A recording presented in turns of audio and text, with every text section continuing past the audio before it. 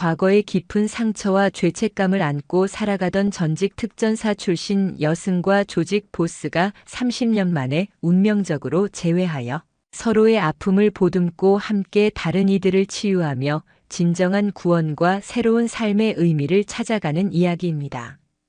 영상 시청 전에 구독과 좋아요 부탁드립니다. 저희에게 큰 힘이 됩니다.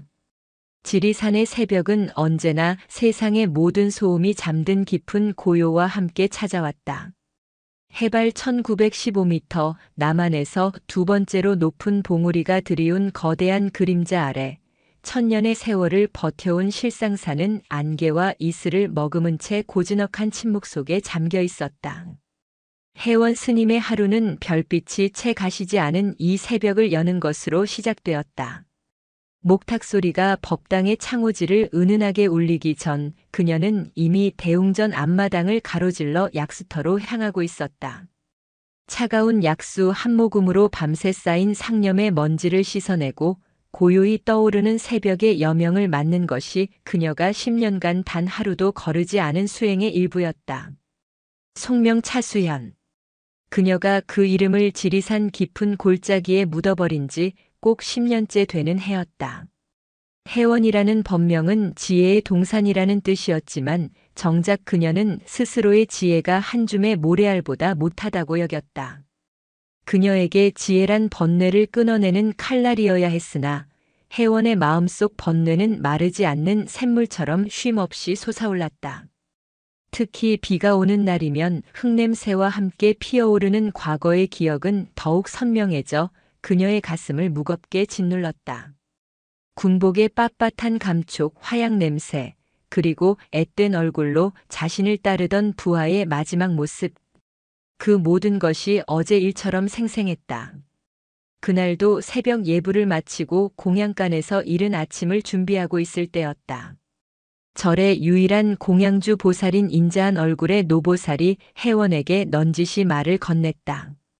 스님, 며칠 전부터 절 주변을 어슬렁거리는 낯선 사내들이 있던데 혹 보셨소? 낯선 사내들이라니요? 해원은 무심코 되물었다. 실상사는 유명한 사찰이긴 하나 워낙 깊은 산중에 있어 일부러 찾아오는 신도나 등산객 외에 낯선 이의 출입은 드문 편이었다. 하나같이 몸에 용이며 호랑이며 그림을 잔뜩 그려 넣은 것이 아무래도 좋은 사람 같지는 않더이다. 주지 스님께도 말씀을 드려야 할지.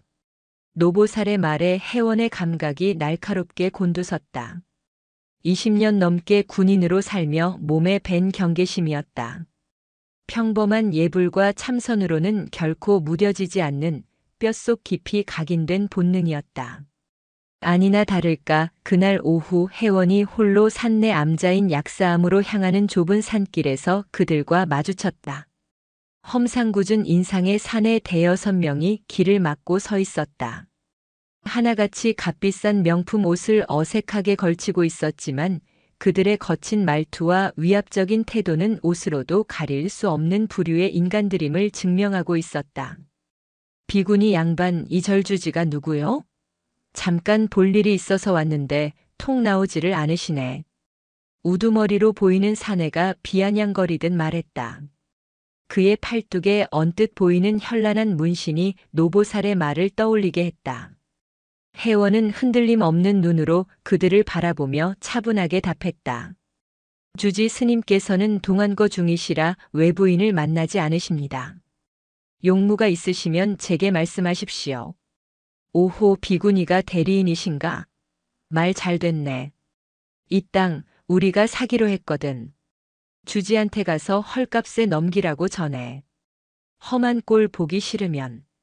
사내의 입에서 나온 말은 협박이었다. 실상사 부지를 노리고 접근한 땅 투기꾼 혹은 그보다 더 질이 나쁜 부류일 터였다. 해원은 속으로 깊은 한숨을 내쉬었다. 속세를 떠나왔건만 속세의 탐욕은 이 깊은 산중까지 어김없이 고개를 들이밀었다. 이곳은 부처님의 땅이자 천년의 역사가 깃든 곳입니다. 돈으로 사고 팔 수 있는 물건이 아니니 그만 돌아가 주십시오. 해원의 단호한 대답에 사내들의 얼굴이 험악하게 일그러졌다. 이 여편네가 겁대가리 없이 좋게 말할 때 꺼져. 한 사내가 손을 뻗어 혜원의 어깨를 거칠게 밀쳤다. 순간 혜원의 몸이 반사적으로 움직였다. 그녀는 자신을 밀치는 손목을 부드럽게 잡아챘다. 그리고는 상대의 힘을 역이용해 가볍게 비틀었다. 뚝 하는 소리와 함께 사내의 입에서 비명이 터져 나왔다. 으악! 내 팔! 상황은 순식간에 아수라장이 되었다. 동료가 당하는 것을 본 나머지 사내들이 한꺼번에 달려들었다. 혜원은 더 이상 스님이 아니었다. 그녀는 20년간 수많은 위기 상황을 헤쳐온 특전사 장교 차수연으로 돌아가 있었다. 그녀의 몸은 모든 것을 기억하고 있었다. 상대의 공격을 최소한의 움직임으로 피하며 급소를 노리는 크라브 마가, 관절을 꺾고 던지는 유술의 기술들이 10년간의 좌선과 연불 속에서도 잠들어 있었을 뿐 사라진 것이 아니었다. 그녀의 손날이 한 사내의 목을 정확하게 가격했고 발차기는 다른 사내의 복부를 강타했다. 그녀의 움직임에는 일체의 망설임이나 군더더기가 없었다. 마치 잘 짜인 무보처럼 유려하면서도 치명적이었다. 마지막 남은 우두머리가 겁에 질린 얼굴로 뒷걸음질 칠 때 혜원은 이미 그의 등 뒤로 돌아가 목에 팔을 감고 있었다. 다시는 이곳에 나타나지 마시오. 다음번에는 자비가 없을 겁니다. 혜원의 목소리는 얼음장처럼 차가웠다. 그녀의 눈빛에서 살기를 읽은 사내는 혼비백산하여 동료들을 챙겨 도망치듯 산길을 내려갔다. 모든 것이 순식간에 끝났다. 소란이 휩쓸고 간 산길에는 부러진 나뭇가지와 거친 숨소리만이 남아 있었다. 혜원은 자신의 손을 내려다보았다. 방금 전까지 사람을 향해 휘둘렀던 바로 그 손이었다.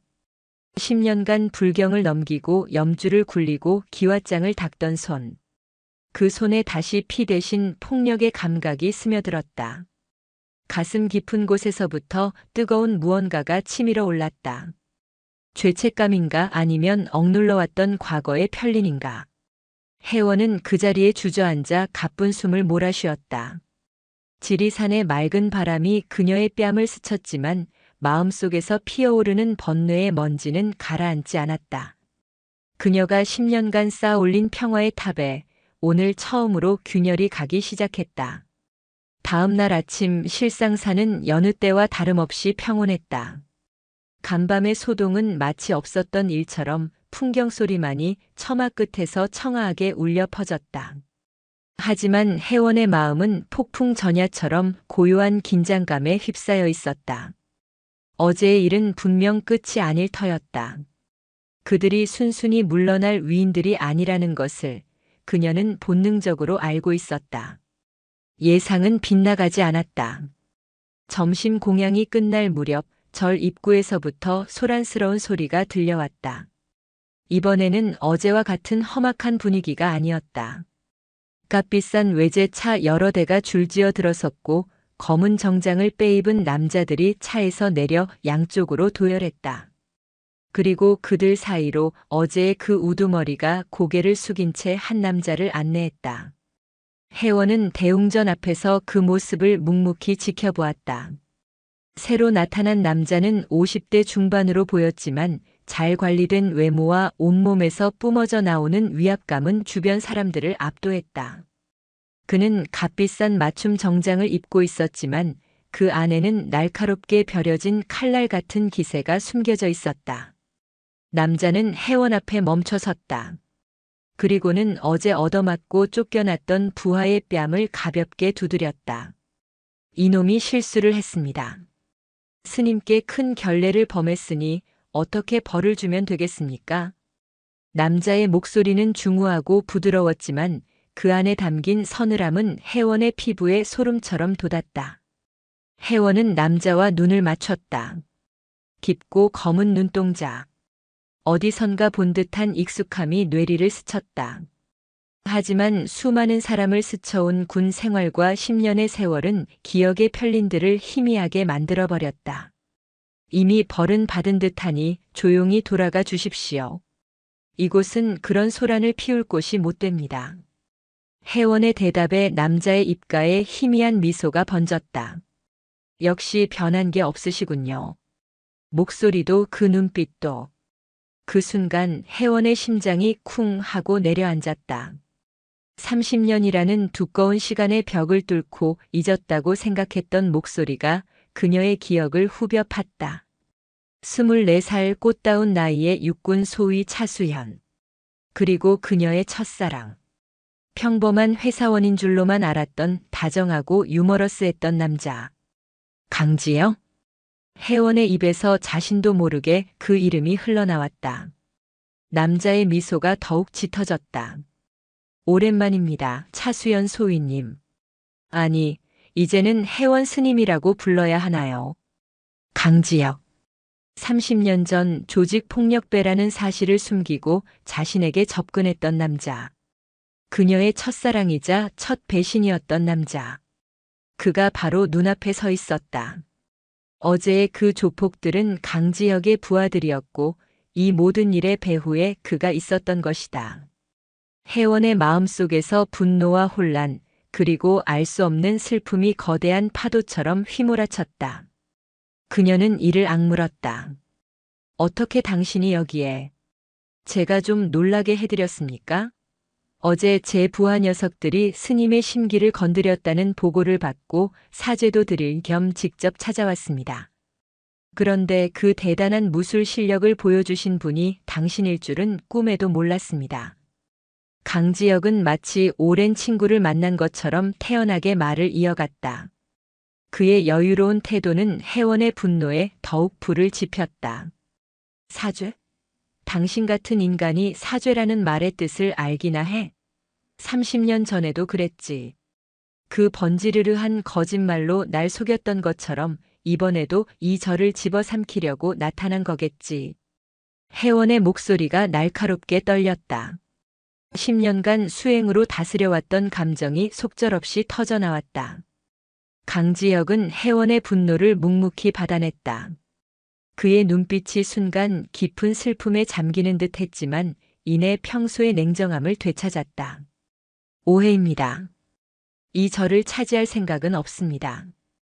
다만 스님께 꼭 드리고 싶은 말씀이 있어서 찾아왔을 뿐입니다.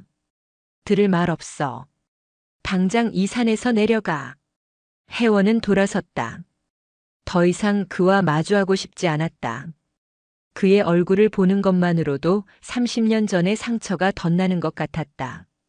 강지혁은 돌아선 혜원의 등 뒤에 대고 나지막이 말했다. 당신이 떠나고 나도 많이 변했습니다. 당신이 알던 그 강지혁이 아니란 말입니다. 30년 전의 일 정말 미안했습니다.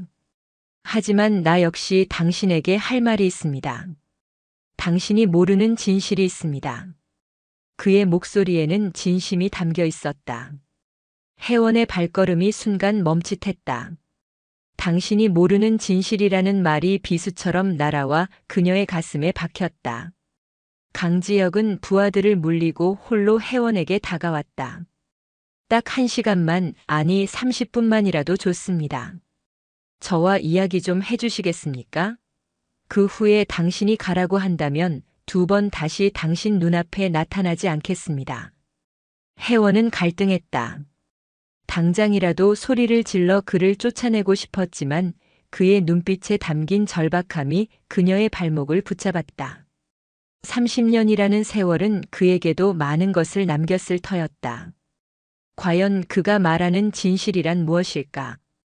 결국 혜원은 실상사 한쪽에 마련된 다실로 강지혁을 안내했다. 삐걱이는 마루를 밟고 들어서는 두 사람 사이에는 어색하고 무거운 침묵이 흘렀다. 혜원은 말없이 찬물을 끓이고 찻잔을 데웠다. 그녀의 손길은 여전히 차분했지만 미세한 떨림까지는 감출 수 없었다. 찻잔이 채워지고 은은한 차향이 다실 안을 가득 메웠다. 강지혁은 뜨거운 찻잔을 두 손으로 감싸 쥐었다. 당신을 처음 만났던 때가 기억납니다. 24살의 당찬 여군 장교. 군복이 그렇게 잘 어울리는 여자는 처음 봤습니다. 첫눈에 반했었죠. 강지혁이 과거를 회상하며 입을 열었다. 그만해. 지나간 이야기일 뿐이야. 혜원이 차갑게 말을 잘랐다. 아니, 지나가지 않았습니다.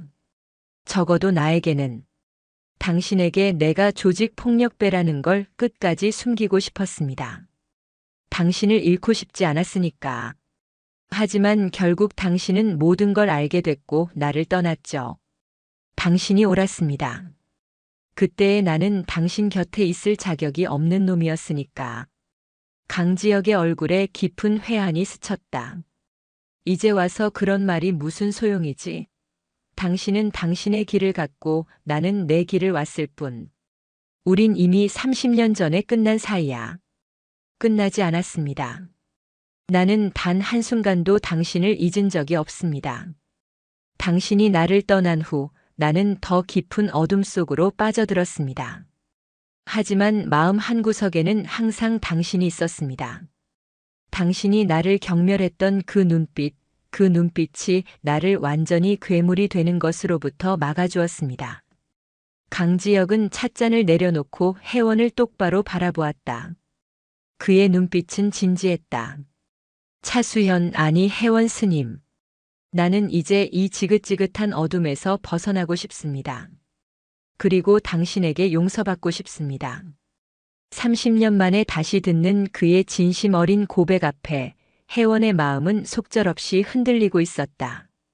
그녀가 애써 외면하고 묻어두려 했던 과거가 강지혁이라는 이름의 파도가 되어 다시 그녀의 삶을 덮치고 있었다. 강지혁과의 재회는 혜원의 마음에 굳게 닫아두었던 과거의 문을 열어젖혔다. 그날 밤 혜원은 뜬 눈으로 밤을 새웠다. 참선을 하려 해도 염불을 외려 해도 눈앞에는 군복을 입은 자신의 모습과 강지혁의 얼굴 그리고 또 하나의 얼굴이 번갈아 떠올랐다. 이세아 소위. 별처럼 반짝이던 너무 일찍 져버린 26의 젊음. 차수연의 군 생활은 그야말로 승승장구의 연속이었다. 육군 사관학교를 우수한 성적으로 졸업하고 험난하기로 소문난 특전사에 자원했다. 남성 군인들도 버티기 힘든 훈련을 깡으로 버텨냈고 탁월한 리더십과 전술 능력으로 빠르게 인정을 받았다. 여군 최초라는 수식어는 언제나 그녀의 이름 앞에 붙어 다녔다. 여군 최초 특전사 중대장, 여군 최초 대대장, 그리고 마침내 여군 최초의 사단장이라는 누구도 예상치 못했던 신화의 주인공이 되었다. 그녀에게 군은 삶 그 자체였고 군복은 그녀의 피부와도 같았다. 강지혁에게 배신당한 상처는 그녀를 더욱 군대라는 조직에 몰두하게 만든 동력이었다. 사랑 따위는 사치라고 오직 임무와 명예만이 군인의 길이라고 스스로를 채찍질했다. 그런 그녀에게 이세아 소위는 특별한 존재였다. 갓 임관한 초임 장교였던 세아는 수연을 진심으로 존경하고 따랐다. 사단장님처럼 멋진 군인이 되는 것이 제 꿈입니다. 입버릇처럼 말하던 세아의 초롱초롱한 눈망울을 수연은 아직도 기억했다. 수연 역시 그런 세아를 친동생처럼 아꼈다. 자신의 혹독했던 초임 장교 시절을 보는 것 같아 안쓰러우면서도 대견했다. 그녀는 세아에게 자신의 모든 노하우를 전수해 주었고 세아는 스펀지처럼 모든 것을 빨아들였다.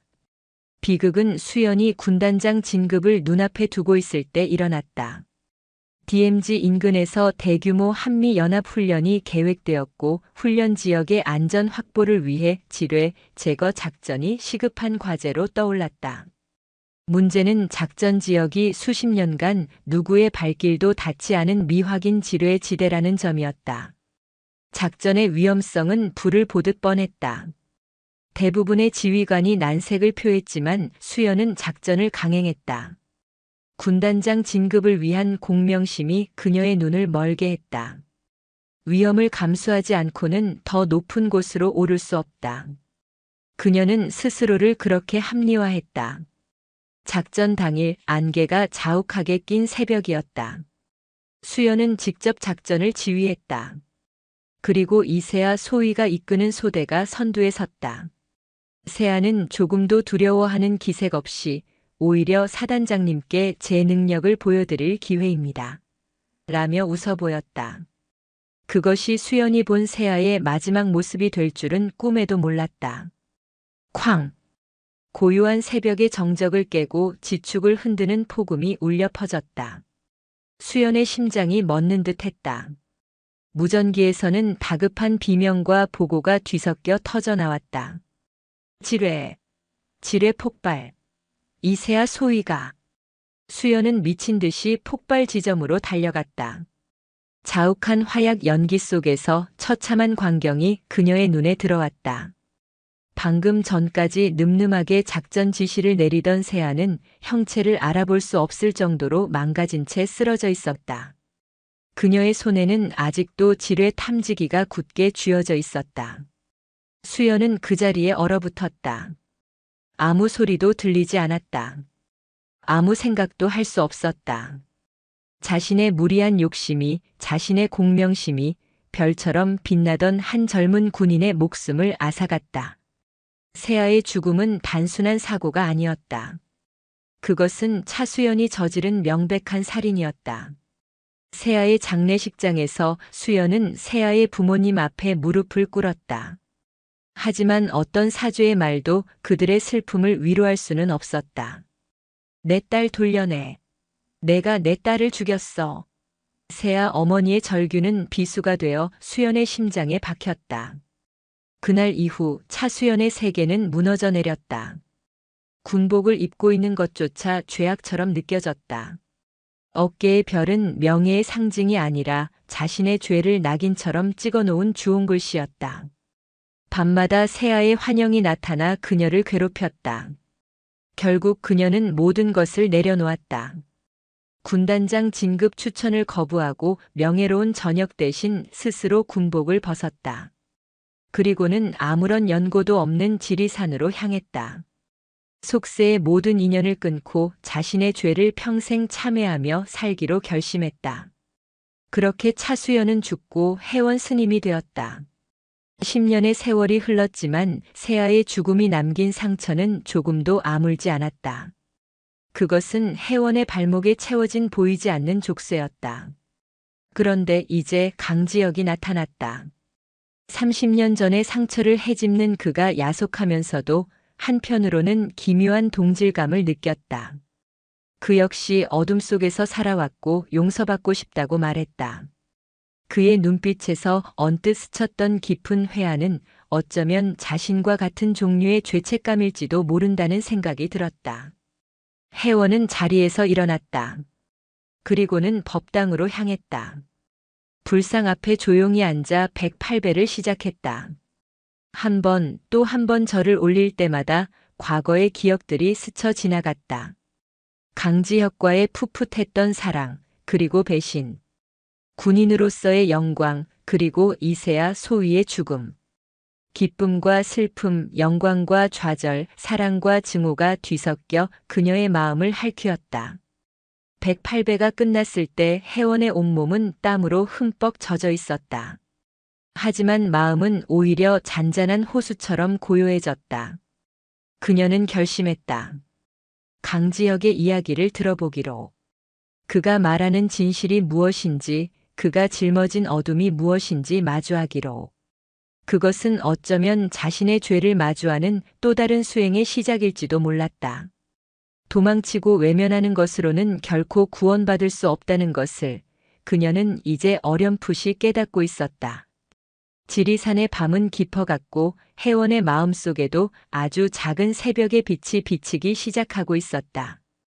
혜원이 마련해준 다실의 고요함 속에서 강지혁은 30년의 세월을 거슬러 올라갔다.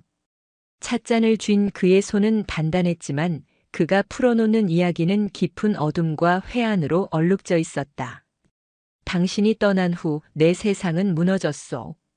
아니, 어쩌면 처음부터 내 세상 따위는 없었는지도 모르지. 그의 이야기는 차수연이 알지 못했던 그의 과거에서부터 시작되었다. 강지혁은 부산의 가난한 판자촌에서 태어났다. 아버지는 술주정뱅이였고 어머니는 그가 10살이 되던 해에 병으로 세상을 떠났다. 그에게 남은 것은 지긋지긋한 가난과 폭력뿐이었다. 그는 살아남기 위해 주먹을 쓰는 법을 먼저 배웠다. 동네의 작은 건달 조직에 들어간 것은 자연스러운 수순이었다. 그에게 조직은 유일한 가족이자 세상의 냉대로부터 자신을 지켜주는 방패였다. 차수연을 만났을 때 그는 조직의 중간 보스급으로 막 자리를 잡아가던 때였다. 우연히 마주친 군복을 입은 당당한 그녀의 모습은 그가 살던 어둡고 축축한 세계와는 전혀 다른 눈부신 빛과 같았다. 그는 처음으로 자신의 삶을 숨기고 싶어졌다. 평범한 회사원이라는 거짓말은 그녀를 속이기 위함이었지만 동시에 그런 사람이 되고 싶다는 그의 간절한 바람이기도 했다. 당신과 함께 있을 때면 내가 정말 다른 사람이 된 것 같았지. 이 더러운 손으로 당신을 만져도 되는 걸까 매일 밤을 고민했어. 하지만 그 행복이 너무 달콤해서 놓을 수가 없었어. 결국 그의 정체는 드러났고 수연은 경멸의 눈빛을 남긴 채 떠났다. 빛을 잃어버린 그는 더 깊은 어둠 속으로 스스로를 밀어넣었다. 그는 이전보다 더 악착같이, 더 잔인하게 움직였다. 배신감과 상실감은 그를 냉혈한으로 만들었다. 피와 폭력 속에서 그는 빠르게 세력을 키웠고 마침내 서울을 기반으로 한 거대 조직의 보스 자리에 올랐다. 돈과 권력, 그를 따르는 수많은 부하들. 세상 모든 것을 다 가진 것 같았지만 그의 마음은 언제나 텅 비어 있었다. 그 어떤 것으로도 차수연이라는 이름의 공허함을 채울 수는 없었다. 그러던 어느 날 그의 삶에 작은 변화가 찾아왔다. 바로 민준이라는 아이 때문이었다.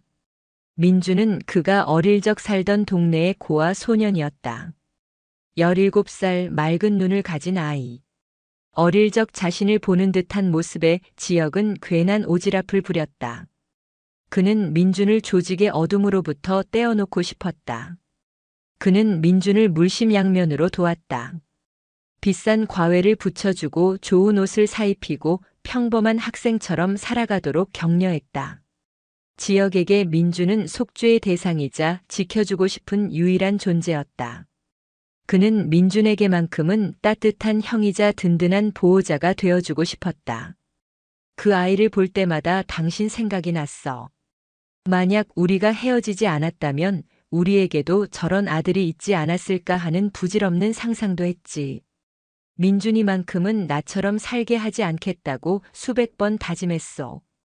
하지만 지역이 만든 어둠의 세계는 그가 아끼는 것들을 가만히 내버려 두지 않았다.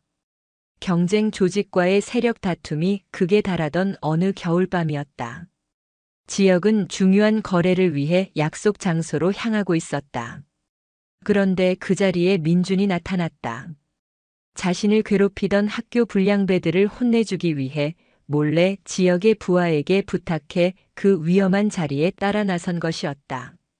그 아이를 보자마자 온몸의 피가 차갑게 식는 것 같았어. 당장 돌아가라고 소리쳤지만 아이는 겁에 질려 움직이지도 못했지. 그 순간 매복하고 있던 경쟁 조직원들이 들이닥쳤다. 순식간에 아수라장이 펼쳐졌다. 지역은 민준을 보호하기 위해 필사적으로 싸웠다. 하지만 날아오는 수많은 칼날과 둔기를 혼자서 막아낼 수는 없었다. 지역이 잠시 한눈을 판 사이 한 조직원이 휘두른 칼이 민준의 복부를 깊숙이 찔렀다. 내 품에서 아이가 쓰러지는데 아무것도 할 수가 없었어. 형 미안해요. 그게 그 아이의 마지막 말이었어. 강지혁의 목소리가 가늘게 떨렸다.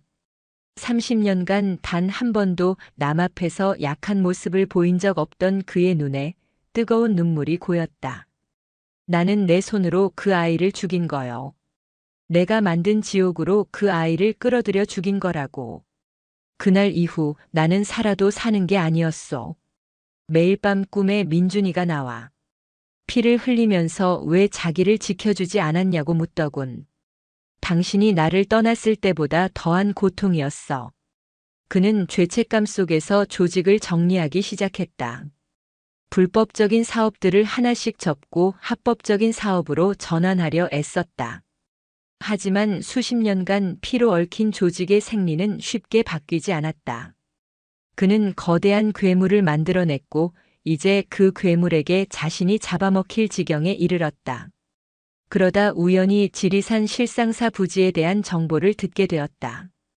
처음에는 그저 사업적인 관심이었다. 하지만 절에 대한 정보를 파고들던 중 그곳에 한 여승이 있다는 이야기를 들었다. 속세를 떠나 10년간 수행 중인 비구니. 혹시나 하는 마음에 사진을 구해보았을 때 그는 숨을 쉴 수가 없었다. 사진 속에는 30년의 세월이 흘렀음에도 여전히 맑고 강직한 눈빛을 가진 차수연이 있었다. 당신이 살아있다는 것만으로도 숨통이 트이는 것 같았어. 그래서 무작정 찾아온 거요. 당신을 다시 만날 자격도 없는 놈인 거 알지만 그냥 당신 얼굴이라도 보고 이 지옥 같은 삶을 끝내고 싶었어. 강지혁의 고백이 끝났다. 다실 안에는 그의 거친 숨소리와 찬물이 식어가는 소리만이 감돌았다.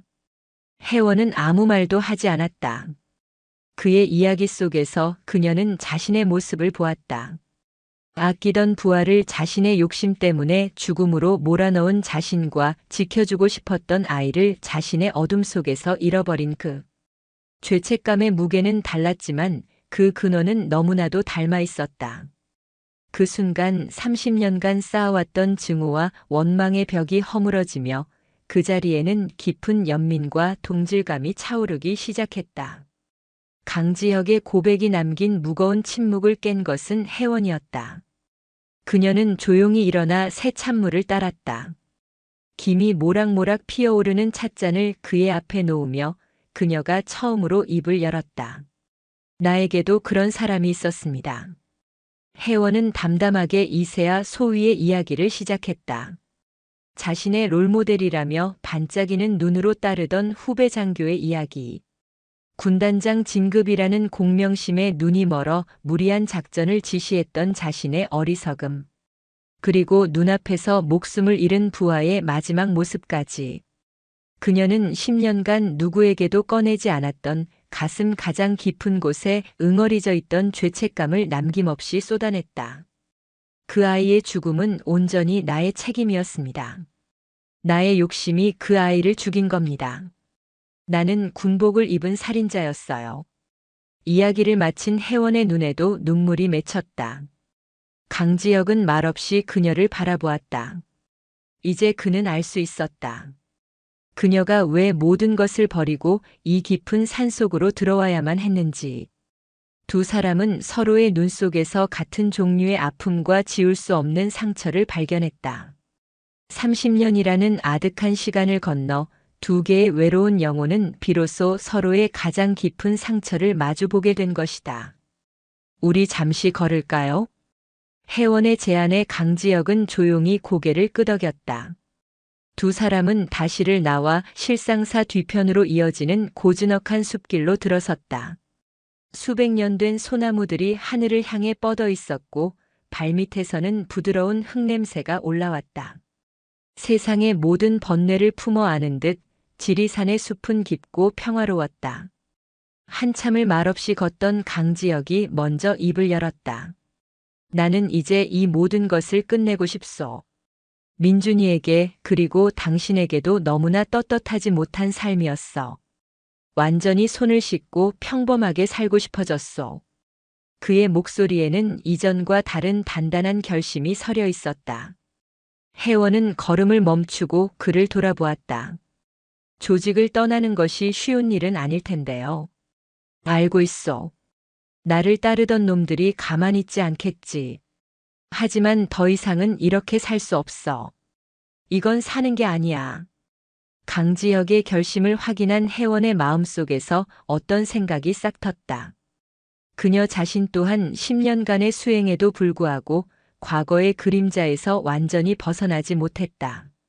어쩌면 진정한 속죄는 홀로 참회하는 것이 아니라 세상 속으로 다시 들어가 누군가의 아픔을 보듬는 것일지도 모른다. 자신과 강지혁처럼 깊은 어둠 속에서 길을 잃은 사람들을 위해 무언가를 할 수 있지 않을까. 단양이라는 곳이 있습니다. 혜원이 불현듯 말했다. 단양? 네. 충청북도에 있는 작은 도시지요. 남한강이 흐르고 산세가 아름다운 곳입니다. 그곳에 가서 새로운 삶을 시작하는 건 어떻겠습니까? 혜원의 갑작스러운 제안에 강지혁은 놀란 눈으로 그녀를 바라보았다. 나와 같이 가자는 말이오? 당신과 나 우리는 모두 지울 수 없는 상처를 안고 살아가는 사람들이에요. 서로의 상처를 누구보다 잘 이해할 수 있겠지요. 우리가 겪었던 아픔으로 다른 아픈 사람들을 도울 수도 있지 않을까요? 이를테면 작은 상담센터 같은 것을 여는 겁니다. 새벽 상담센터. 혜원의 입에서 나온 그 이름은 강지혁의 가슴에 깊은 울림을 주었다. 끝이 보이지 않는 어둠 속을 헤매던 그에게 새벽이라는 단어는 구원처럼 들렸다. 상담이라니 나 같은 놈이 누굴 상담한단 말이오. 당신은 어둠의 가장 밑바닥까지 경험해 본 사람입니다. 그 경험이 오히려 누군가에게는 희망이 될 수도 있어요. 빛을 이야기하려면 어둠을 알아야 하는 법이니까요. 혜원의 말에 강지혁은 아무 대답도 하지 못했다. 그저 지리산의 능선을 멀리 바라볼 뿐이었다. 그의 거칠었던 눈빛이 조금씩 부드럽게 풀리고 있었다. 그가 평생을 찾아 헤맸던 구원이 어쩌면 바로 눈앞에 있는지도 몰랐다. 좋소. 한참의 침묵 끝에 강지혁이 대답했다. 당신과 함께라면 한번 해보겠소. 내 남은 인생 전부를 걸고서라도. 그것은 사랑 고백과는 다른 두 사람이 함께 짊어질 미래에 대한 엄숙한 약속이었다. 지리산의 맑은 공기 속에서 30년 전의 연인은 과거의 상처를 공유한 동지가 되어 새로운 시작을 맹세했다. 하지만 그들의 약속이 실현되기 위해서는 아직 넘어야 할 가장 큰 산이 남아 있었다. 바로 강지혁이 만들어낸 과거의 그림자였다. 강지혁이 서울로 돌아가 조직의 해체를 공식적으로 선언하자 예상했던 대로 거센 반발이 일어났다. 특히 그의 오른팔이자 20년간 친동생처럼 그를 따랐던 조태웅의 반발은 광기에 가까웠다. 조태웅에게 강지혁은 단순한 보스가 아니었다. 그는 신이었고 법이었으며 존재의 이유 그 자체였다. 그는 강지혁의 잔인함과 냉철함을 동경했고 그가 피로 쌓아 올린 제국의 2인자라는 사실에 무한한 자부심을 느끼고 있었다. 그런데 그 신이 고작 여자 하나 때문에 모든 것을 버리겠다고 선언한 것이다. 조태웅은 이것을 배신이라고 규정했다. 보스, 정신 차리십시오. 저 여우 같은 년한테 홀린 겁니까? 우리가 어떻게 이 자리까지 왔는데 이 모든 걸 버리시겠다는 겁니까? 태웅아, 이건 명령이다. 더 이상 피 흘리는 셔츠는 입고 싶지 않다. 너도 이제 그만 내 인생을 살아. 내 인생? 내 인생은 보스를 위해 사는 겁니다. 보스가 없는 조직은 의미 없습니다. 저는 절대로 이대로 물러나지 않을 겁니다. 조태웅은 강지혁의 변화를 받아들일 수 없었다. 그는 강지혁이 지리산의 그 여자 때문에 약해졌다고 판단했다. 그는 강지혁을 올바른 길로 되돌리기 위해 그 여자부터 처리해야 한다고 생각했다.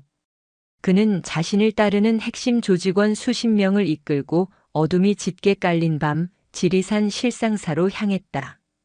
그들의 차 트렁크에는 날카롭게 벼려진 칼과 쇠 파이프가 가득 실려 있었다.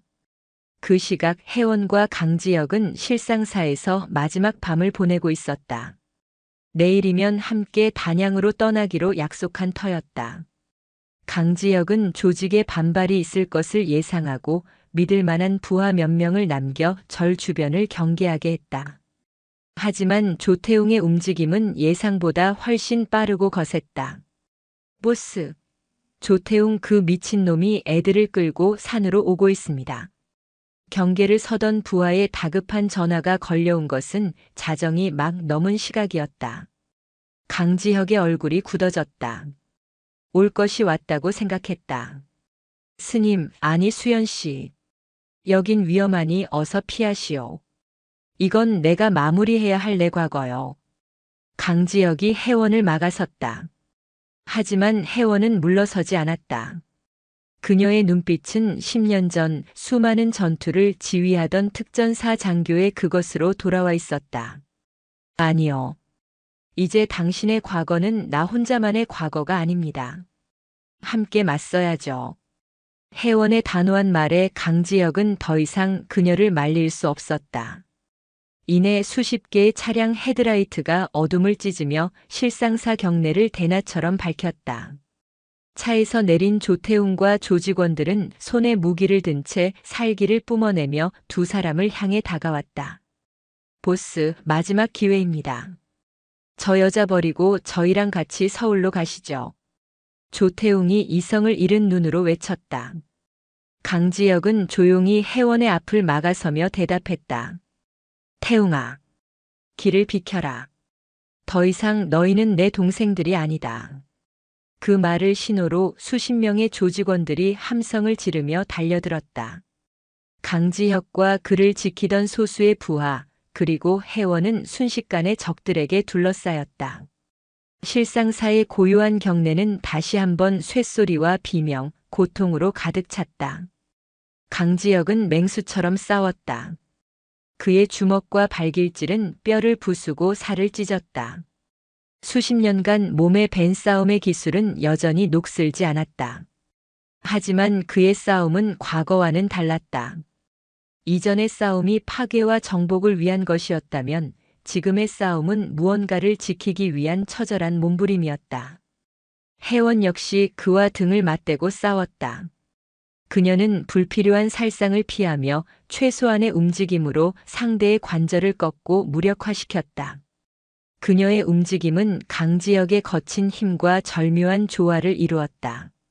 한 명은 거대한 파도처럼 적을 부수고 다른 한 명은 날카로운 칼날처럼 빈틈을 파고들었다. 마치 30년의 세월을 뛰어넘어 두 사람이 하나의 몸처럼 움직이는 듯 했다.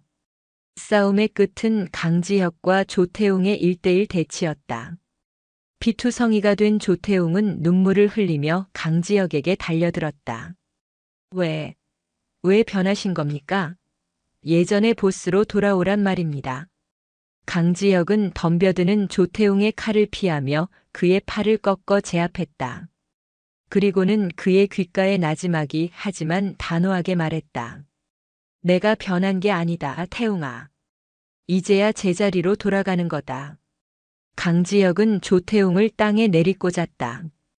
그것으로 모든 싸움은 끝이 났다. 강지혁의 압도적인 힘과 변치 않은 결심 앞에 조태웅과 그의 부하들은 전의를 상실하고 무너져 내렸다. 피비린내 나는 싸움이 끝난 실상사의 새벽, 동쪽 하늘이 서서히 밝아오고 있었다. 상처투성이가 된 강지혁과 혜원은 말없이 떠오르는 해를 바라보았다. 그들 뒤로는 강지혁이 남겨두고 떠나야 할 처참하게 부서진 과거의 잔해들이 널려 있었다. 길고 길었던 밤이 지나고 마침내 두 사람의 인생에 새로운 새벽이 밝아오고 있었다. 그 새벽빛을 맞으며 두 사람은 함께 단양으로 향할 준비를 했다. 조태웅과 과거의 망령들을 뒤로하고 지리산을 떠난 혜원과 강지혁의 낡은 트럭이 향한 곳은 충청북도 단양이었다. 굽이치는 남한강 물줄기가 기암괴석을 깎아 만든 도담 삼봉의 절경이 두 사람을 맞았다. 수십 년간 한 사람은 회색빛 군부대에서 다른 한 사람은 검은색 뒷골목에서 살아왔다. 그들의 눈에 비친 단양의 푸른 산과 강은 비현실적일 만큼 아름다웠다. 새로운 삶의 시작은 녹록지 않았다. 그들은 더 이상 존경받는 스님도 두려움의 대상인 보스도 아니었다. 그저 상처 입은 과거를 가진 낯선 중년의 남녀일 뿐이었다. 두 사람은 강가가 한적하게 내려다 보이는 언덕 위에 오랫동안 비어있던 낡은 2층짜리 시골집을 구했다. 페인트 칠이 벗겨지고 삐걱거리는 낡은 집이었지만 창문 너머로 보이는 강의 윤슬이 마음에 들었다. 집을 수리하는 것은 온전히 두 사람의 몫이었다. 강지혁은 평생 주먹과 머리만 써왔지 망치를 잡아본 적이 거의 없었다. 서툰 솜씨로 못을 박다 손을 찍히 일쑤였고 페인트는 옷에 더 많이 묻었다. 혜원은 아니 이제 속세로 돌아온 차수연은 꼼꼼하고 계획적으로 움직였다. 마치 군 작전을 세우듯 수리 계획을 짜고 필요한 자재 목록을 만들었다. 그녀의 지휘 아래 강지혁은 묵묵히 힘쓰는 일을 맡았다. 함께 페인트 칠을 하고 낡은 마루를 뜯어내고 텅 빈 마당의 작은 텃밭을 일구는 시간들 속에서 두 사람은 조금씩 서로에게 익숙해져 갔다. 대화는 많지 않았다. 하지만 같은 곳을 바라보며 함께 땀 흘리는 것만으로도 충분했다. 저녁이면 텃밭에서 갓 딴 채소로 소박한 식사를 하고 말없이 강물을 바라보곤 했다. 30년 전의 풋풋한 연인도 상처를 핥히던 원수도 아니었다. 그들은 이제 고된 하루 끝에 서로의 그림자에 기댈 수 있는 유일한 동지가 되어가고 있었다. 그들의 존재는 작은 시골 마을에서 금세 화제가 되었다. 도시에서 온 풍채 좋은 남자와 어딘지 모르게 범상치 않은 분위기를 풍기는 여자. 사람들은 수군거렸다. 부부인지 남매인지 혹은 다른 복잡한 관계인지 궁금해했다. 특히 동네 파출소의 김 반장은 유독 그들을 예의주시했다. 퇴직을 몇 년 앞둔 늙은 경찰의 직감은 강지혁에게서 평범하지 않은 과거의 냄새를 맡았다. 어느 날 김 반장은 순찰을 핑계로 그들의 집을 찾아왔다. 두 분이서 새로 이사 오셨다면서요? 불편한 건 없으십니까? 네, 덕분에요. 마을이 조용하고 참 좋습니다. 수연이 차를 내오며 침착하게 대답했다. 김 반장의 시선은 집요하게 강지혁의 다부진 체격과 굳은 살 박인 손을 훑었다. 허허, 외지에서 오셔서 좋은 일 하시려나 봅니다. 상담센터를 여신다고. 아픈 사람들이 잠시 쉬어갈 수 있는 작은 쉼터를 만들고 싶어서요. 그때 마당에서 흙을 나르던 강지혁이 대화에 끼어들었다. 그의 얼굴은 땀과 흙으로 범벅이 되어 있었지만 눈빛만은 진중했다. 저 역시 쉴 곳이 필요했던 사람이었습니다. 저희 같은 사람들에게 손 내밀어주고 싶을 뿐입니다. 강지혁의 솔직한 대답에 김 반장은 더 이상 묻지 않고 돌아갔다. 의심이 완전히 가신 것은 아니었지만 그의 눈빛에서 거짓 없는 진심을 읽었기 때문이었다. 몇 주간의 고된 노동 끝에 낡은 집은 마침내 아늑하고 편안한 공간으로 재탄생했다. 1층은 상담실과 작은 북카페로 2층은 두 사람이 각자 생활하는 공간으로 꾸며졌다. 모든 준비가 끝난 날 수연은 직접 만든 작은 나무 간판을 대문에 걸었다. 새벽 상담센터. 강지혁은 그 간판을 한참 동안이나 말없이 올려다보았다. 새벽. 길고 어두웠던 밤을 지나 마침내 그의 인생에도 새벽이 오고 있었다. 그것은 화려한 성공도 짜릿한 쾌락도 아니었다. 그저 한 사람과 함께 땀 흘려 일하고 소박한 밥을 나누어 먹고 내일을 이야기할 수 있는 평온함. 그가 평생토록 갈망했으나 가질 수 없었던 삶의 조각이었다. 간판을 거는 수연의 옆모습을 바라보며 그는 조용히 다짐했다. 이 새벽을 그리고 이 여자를 자신의 남은 생을 다해 지켜내겠다고. 새벽 상담센터의 문을 연 첫날 찾아오는 사람은 아무도 없었다. 둘째 날도 셋째 날도 마찬가지였다. 두 사람은 묵묵히 책을 읽고 텃밭을 가꾸고 서로에게 차를 따라주며 조용히 사람들을 기다렸다. 첫 손님이 찾아온 것은 일주일이 지난 어느 비 오는 오후였다. 앳된 얼굴의 청년 하나가 쭈뼛거리며 문을 열고 들어섰다. 군에서 갓 제대한 듯 짧은 머리에 어딘지 모르게 불안한 눈빛을 하고 있었다. 그는 얼마 전 군 복무 중 훈련 사고로 후임을 잃고 의가사 제대한 청년이었다. 밤마다 악몽에 시달리고 작은 소리에도 깜짝 놀라며 일상생활이 불가능할 지경이었다. 상담은 차수연이 맡았다. 그녀는 청년의 이야기 속에서 과거 자신의 모습을 보았다. 사고는 누구의 잘못도 아니었다고들 합니다. 하지만 제가 조금만 더 신경 썼더라면 막을 수 있었을 겁니다. 제가 그 녀석을 죽인 거나 다름없습니다. 청년은 고개를 떨군 채 울먹였다. 다른 상담사들은 그의 죄책감이 비합리적인 것이라고 설득하려 했지만 그에게는 아무런 위로도 되지 못했다. 수연은 조용히 자신의 이야기를 꺼냈다. 나도 그랬습니다. 나도 내 부하를 죽였습니다. 내 욕심 때문에 가장 나를 믿고 따르던 아이를 죽음으로 내몰았어요. 수연의 고백에 청년은 놀라 고개를 들었다. 단정하고 차분한 모습의 그녀가 자신과 같은 아픔을, 아니 그보다 더한 죄책감을 가졌으리라고는 상상도 못했기 때문이다. 살아남은 자의 가장 큰 의무는 먼저 떠난 이의 몫까지 열심히 살아내는 겁니다. 그들을 기억하고 그들의 죽음이 헛되지 않도록 더 나은 사람이 되는 것. 그것이 우리가 할 수 있는 유일한 속죄일지도 모릅니다. 수연은 군대라는 특수한 조직의 생리와 지휘관의 책임감, 그리고 그 무게를 누구보다 잘 이해했다. 그녀의 위로는 교과서적인 상담 이론이 아니라 자신의 뼈아픈 경험에서 우러나온 진심이었다. 청년은 그날 한참을 울었고 처음으로 누군가에게 자신의 상처를 완전히 이해받는 경험을 했다. 며칠 뒤에는 새로운 손님이 찾아왔다. 가출한 지 한 달째라는 17살 소녀였다. 온몸에 피어싱을 하고 세상을 향한 불신과 반항심으로 가득 차 있었다. 소녀는 어떤 질문에도 입을 굳게 닫고 날카롭게 쏘아볼 뿐이었다. 이번에는 강지혁이 나섰다. 그는 소녀에게 아무것도 묻지 않았다. 그저 따뜻한 코코아 한 잔을 내밀고는 자신의 이야기를 시작했다. 나도 너만 할 때 집을 나왔어. 가진 것도 갈 곳도 없었지. 살아남으려면 나쁜 짓도 해야 했고 수없이 맞고 또 때려야 했어. 그는 자신이 겪었던 비정한 거리의 삶, 그리고 자신의 손으로 어둠에 물들게 했던 민준의 이야기를 담담하게 들려주었다. 어른들이 하는 말 다 개소리처럼 들리지? 나도 그랬어. 그런데 딱 하나만 기억해. 세상에 내 편 하나 없다고 느껴질 때 바로 그때가 가장 위험한 순간이야. 잘못된 선택을 하기 딱 좋은 때거든.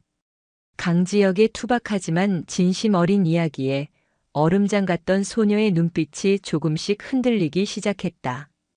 그는 소녀에게 집으로 돌아가라고 강요하지 않았다. 대신 힘들 때 언제든 찾아와 코코아 한 잔 하고 가라고 말했다. 며칠 뒤 소녀는 다시 센터를 찾아왔고 처음으로 자신의 이야기를 털어놓기 시작했다. 소문은 조용히 퍼져나갔다. 새벽 상담센터에는 조금 특별한 상담사들이 있다는 이야기. 한 명은 상처를 논리적으로 분석하고 이성적으로 보듬어주고 다른 한 명은 그저 묵묵히 이야기를 들어주며 상처의 가장 밑바닥까지 함께 내려가 준다는 이야기였다. 군에서 상처 입은 예비역들, 가정폭력에 시달리는 주부들, 세상에서 소외된 청소년들이 하나둘 센터를 찾아왔다. 수연과 지혁은 그들의 상처 입은 영혼들을 마주하며 역설적으로 자신들의 상처를 치유받고 있었다. 누군가를 돕는다는 행위 속에서 그들은 비로소 자신을 용서할 수 있는 작은 실마리를 찾아가고 있었다. 센터의 작은 마당에 심은 해바라기가 무럭무럭 자라 마침내 태양을 향해 활짝 피어났다. 두 사람의 삶에도 그렇게 따뜻한 햇살이 스며들고 있었다. 평화는 길지 않았다. 과거는 잊었다고 생각할 때 가장 예상치 못한 모습으로 다시 찾아오는 법이었다. 어느 가을날 센터에 한 중년 남자가 찾아왔다. 잘 다려진 양복에 반듯한 자세. 한눈에 봐도 평범한 사람은 아니었다. 그는 상담을 원하는 대신 차수연을 찾았다. 차수연 전 사단장님 되십니까? 남자의 입에서 나온 말에 수연의 심장이 얼어붙었다. 속명을 아는 것도 모자라 군 시절 계급까지 정확히 알고 있었다. 누구시죠? 저는 이세아 소위의 아버지 이정훈입니다. 이세아. 수연이 10년간 하루도 잊어본 적 없는 이름. 그녀의 죄책감의 근원. 세아의 아버지는 딸의 죽음 이후 수연이 군복을 벗고 자취를 감추었다는 소식까지만 알고 있었다. 그는 오랫동안 수연을 찾아다녔다. 분노 때문인지 용서를 위해서인지 그 자신도 알 수 없었다. 그러다 최근 우연한 계기로 그녀가 단양에서 상담센터를 하고 있다는 사실을 알게 된 것이다. 내 딸을 죽음으로 몰아넣고 당신은 여기서 아주 평화롭게 살고 있었군. 이정훈의 목소리는 차분했지만 그 안에는 날카로운 비수 같은 원망이 담겨 있었다. 예비역 장성 출신인 그는 딸의 죽음이 단순한 사고가 아니라 수연의 공명심이 빚어낸 비극임을 누구보다 잘 알고 있었다. 그날 이후 이정훈은 매일같이 센터 주변을 맴돌았다. 그는 폭력을 쓰거나 소란을 피우지 않았다. 그저 묵묵히 센터를 바라보거나 센터를 드나드는 사람들에게 수연의 과거에 대해 암시하는 말을 흘릴 뿐이었다. 그의 침묵의 시위는 그 어떤 폭력보다 더 잔인하게 수연의 숨통을 조여왔다. 수연은 무너져 내렸다. 1년간 애써 쌓아올린 평화가 모래성처럼 허물어졌다. 밤마다 다시 세아의 환영이 나타났고 그녀는 식사도 잠도 제대로 이루지 못했다. 나는 역시 구원받을 자격이 없는 인간이야. 나의 존재 자체가 다른 사람들에게 상처를 주는구나. 그녀는 강지혁에게 센터를 떠나겠다고 말했다. 내가 있는 한 이곳은 평화로울 수 없어요. 당신에게도 이곳을 찾는 사람들에게도 나는 불행의 씨앗일 뿐입니다. 수연의 눈에는 깊은 절망이 가득했다. 그때 강지혁이 그녀의 손을 붙잡았다. 그의 손은 따뜻하고 단단했다. 도망치지 마시오. 당신이 여기서 도망치면 평생 그렇게 도망만 다니며 살아야 해. 나도 그랬으니까. 강지혁은 이번에는 자신이 그녀를 지켜야 할 때임을 알았다. 그는 이정훈에게 다가갔다. 선생님, 따님을 잃은 슬픔을 제가 어찌 다 헤아리겠습니까?